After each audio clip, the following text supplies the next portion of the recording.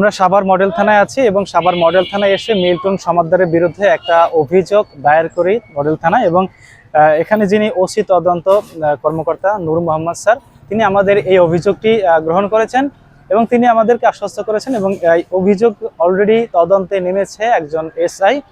তিনি আমাদেরকে আশ্বস্ত করবেন কিংবা উনি সরেজমিনে গিয়ে তদন্তের যে এখানে যে অভিযোগটা রয়েছে সেই অভিযোগের সত্যতা যাচাই করে পরবর্তীতে উনি আইনানুগ ব্যবস্থা গ্রহণ করবেন এবং আমরা আশাবাদী যে মিল্টন সমাদ্দারের বিরুদ্ধে আমরা আগামীতে একটা মামলা করতে যাচ্ছি।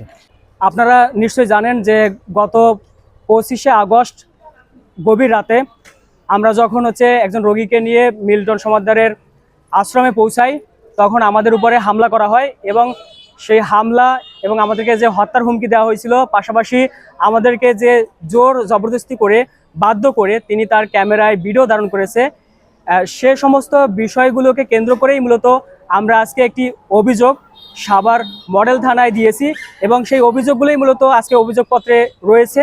আমরা প্রত্যাশা করি এটির প্রাথমিক তদন্ত করে দ্রুত গতিতে বা দ্রুত সময়ে এটি মামলার নথিভুক্ত হবে এবং সেই প্রত্যাশা করি। আমরা আইনের প্রতি শ্রদ্ধাশীল, আমরা আইনকে কোনোভাবেই ফোর্স করব না বা বাধ্য করব না যে আমার মতো করে বা আমি যেটা বলি সেটা শোনেন, এভাবে আমরা কোনো কিছুই বলবো না বা সেটা আমরা করবও না।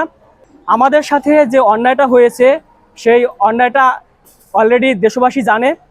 তো আমাদের বিশ্বাস আইনের গতিতে কাজ করবে এবং আইন আমাদেরকে ন্যায় বিচার পাইয়ে দিবে এবং আমরা যে মামলা করতে চেয়েছি বা মামলা করতে চাচ্ছি সেই মামলার বিষয়টি যাতে দ্রুত গতিতে নথিভুক্ত হয় এবং মামলা তারা গ্রহণ করে, সেটির প্রত্যাশা আমরা করছি।